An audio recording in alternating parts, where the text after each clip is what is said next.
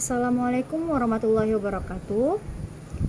Kami dari kelompok 3 ingin mempresentasikan hasil diskusi kami tentang pengelolaan tenaga pendidik dan kependidikan, di mana yang beranggota dengan saya sendiri, Vivi Mulyaningsih dengan NIM 2004040012, dan teman saya Samsul Hidayat Nasution dengan NIM 1904040003, di mana materi yang akan kami bawakan: yang pertama, pengelolaan tenaga pendidik dan kependidikan. Yang kedua, tugas dan fungsi tenaga pendidik dan kependidikan. Yang ketiga, pelaksanaan tugas dan fungsi tenaga pendidik dan kependidikan.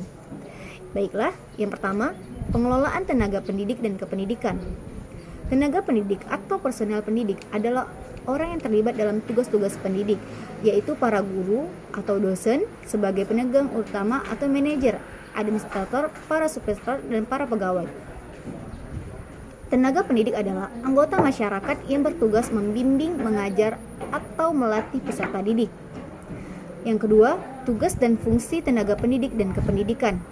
Secara khusus, fungsi dan tugas tenaga pendidik, guru atau dosen didasarkan pada Undang-Undang Nomor 14 Tahun 2005, yaitu sebagai agen pembelajaran untuk meningkatkan mutu pendidikan nasional, pengembangan ilmu pengetahuan, teknologi, dan seni, serta pengabdian kepada masyarakat. Dalam pasal 6 disebut bahwa kedudukan guru dan dosen sebagai tenaga profesional bertujuan untuk melaksanakan sistem pendidikan nasional dan mewujudkan tujuan pendidikan nasional, yaitu berkembangnya potensi peserta didik agar menjadi manusia yang beriman dan bertakwa kepada Tuhan Yang Maha Esa, berakhlak mulia, sehat, berilmu, cakap, kreatif, mandiri, serta menjadi warga negara yang demokratis dan bertanggung jawab.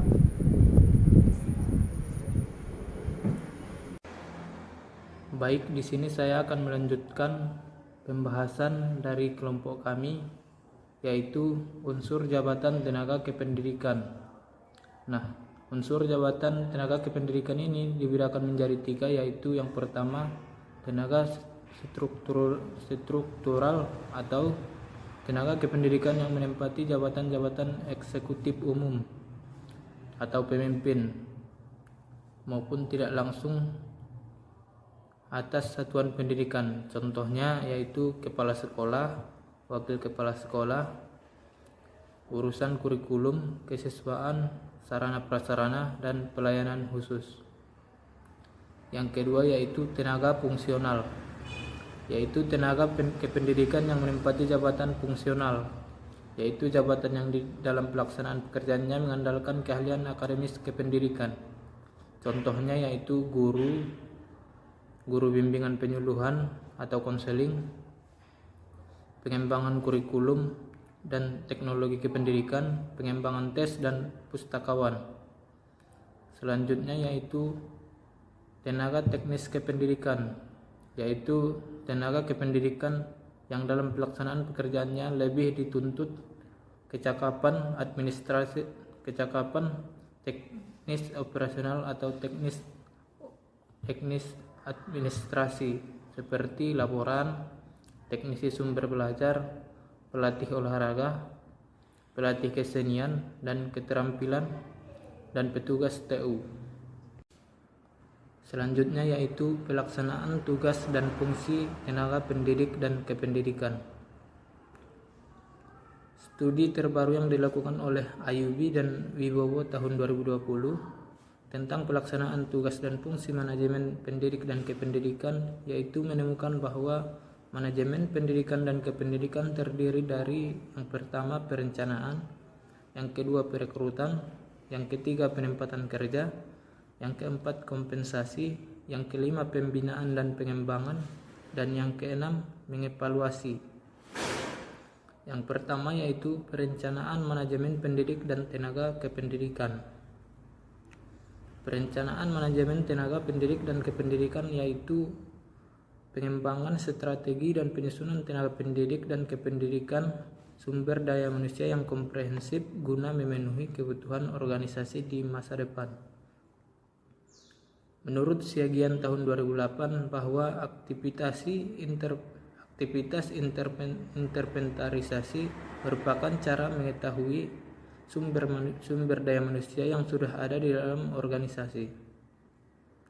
Dalam perencanaannya perlu dilakukan analisis kebutuhan. Nah, menurut Berger tahun 2009, analisis kebutuhan dilakukan untuk menganalisis kesenjangan kinerja. Selanjutnya yaitu rekrutmen tenaga pendidik dan tenaga kependidikan. Rekrutmen dapat dilakukan untuk menutupi celah yang diketahui dalam proses perencanaan. Rekrutmen tenaga pendidik dan tenaga kependidikan merupakan upaya yang dilakukan untuk melaksanakan proses perencanaan agar dapat berjalan dengan baik dan dapat menghasilkan kualitas pendidik dan tenaga kependidikan sesuai yang diharapkan. Nah, ada 8 langkah yang harus dilalui dalam sebuah rekrutmen tenaga pendidik dan tenaga kependidikan.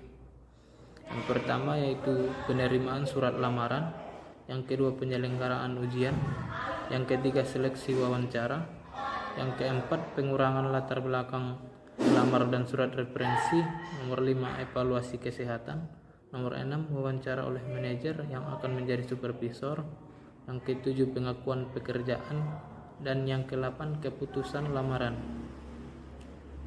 Nah, selanjutnya yaitu penempatan kerja pendidik dan tenaga kependidikan. Kesesuaian latar belakang dan penempatan tenaga pendidik harus memenuhi ketentuan yang diatur dalam Undang-Undang Nomor 14 Tahun 2015 Pasal 71C tentang profesionalisme, bahwa profesi guru dan profesi merupakan bidang pekerjaan khusus yang dilaksanakan dengan prinsip memiliki kualifikasi akademik dan latar belakang pendidikan sesuai bidang dan tugasnya. Nah, dalam hal ini masih banyak penempatan kerja yang masih dapat beberapa pendidik dan tenaga kependidikan yang menempati tugas dan jabatan yang berbeda dari bidang keahliannya.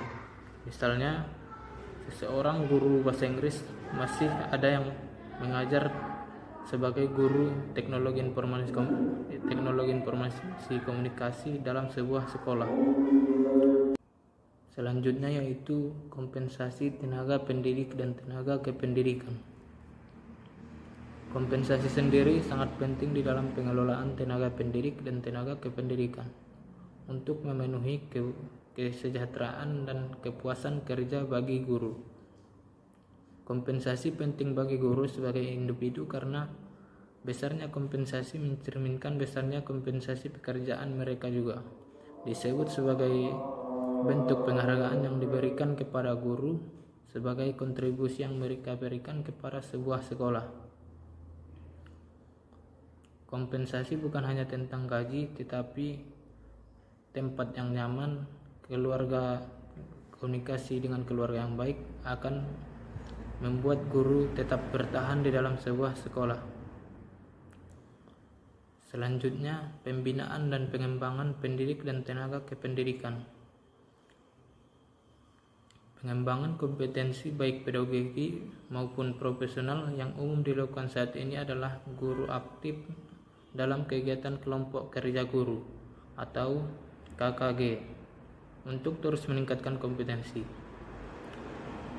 Untuk kepala sekolah ada kelompok kerja kepala sekolah yang disingkat KKKS dan juga ikut berpartisipasi dalam pelatihan yang diadakan oleh kabupaten sebagai program pengembangan profesi berkelanjutan atau PBB.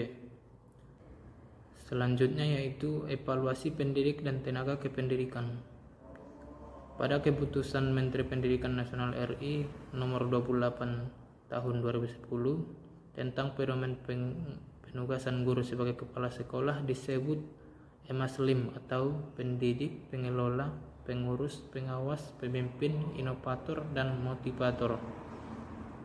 Salah satu standar dan tugas kepala sekolah adalah kompetensi supervisi.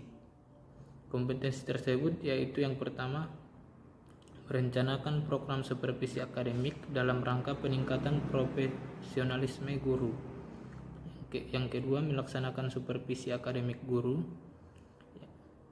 dengan menggunakan pendekatan dan teknik supervisi yang tepat. Yang ketiga, menindaklanjuti hasil supervisi akademik para guru dalam rangka peningkatan profesionalisme guru. Nah, demikianlah presentasi kali ini. Saya akhiri. Assalamualaikum warahmatullahi wabarakatuh.